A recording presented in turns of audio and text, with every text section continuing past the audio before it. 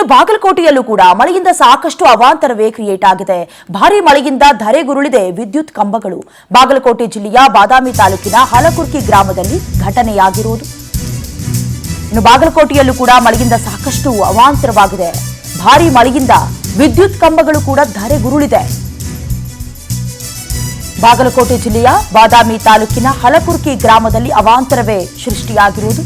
ಕಂಬಗಳು ಉರುಳಿ 10 ದಿನಗಳಾಗಿದೆ. ಸರಿಪಡಿಸೋದಕ್ಕೆ ಯಾರೂ ಇಲ್ಲ.